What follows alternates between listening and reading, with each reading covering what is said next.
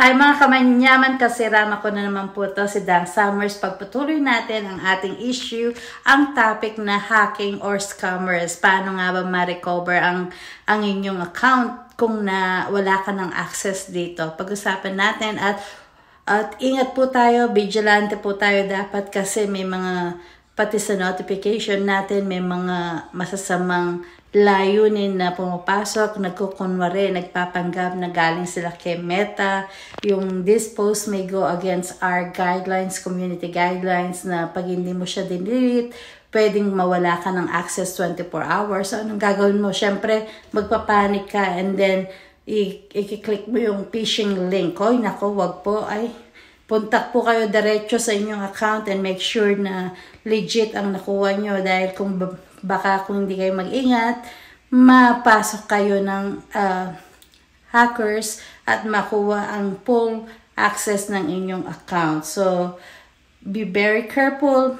At ito ang dalawang site na pwede niyong puntahan kung magkaroon kayo ng problema sa hacking or scammers. At paano nga ba pumunta sa hack? So, punta kayo ng inyong creator support, stay safe, and then hack account. Pili kayo dyan kung profile content or page account. Disclaimer, I'm not a professional coach, so policies are just used for tutorial purposes.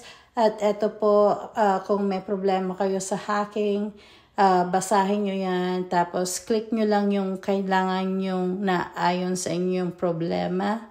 So, auto-request information about an account that was impersonating you on Facebook. So, nandito po lahat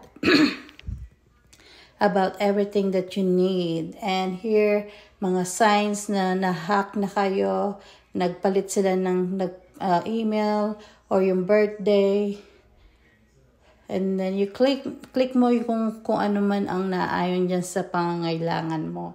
And it really guides you.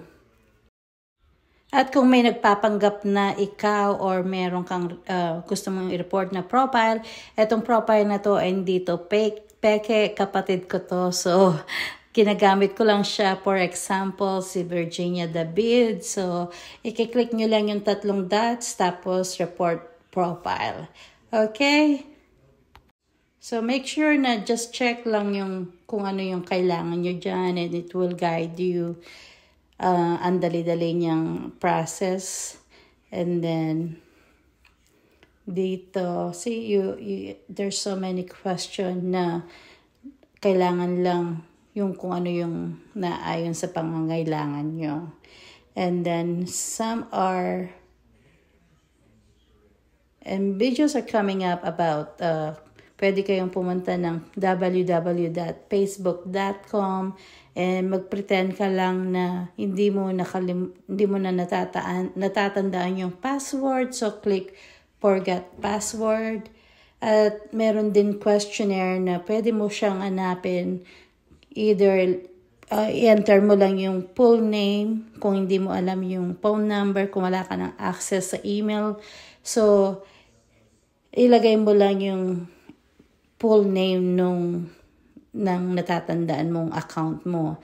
And since wala akong talagang name na hinahanap, hindi ko talaga siya mahanap kasi nga wala naman talaga, hindi naman yun tunay na pangalan. So, just make sure, just play around and makikita nyo, you can play forget password or paano ba i-access kung wala ka ng number. You can access it by entering your full name. Tapos magkakaroon dyan ng kailangan mag-present ng ID. So, good luck. Sana maayos, Lemuel. Sana nakatulong, Loida. God bless everyone. Thank you.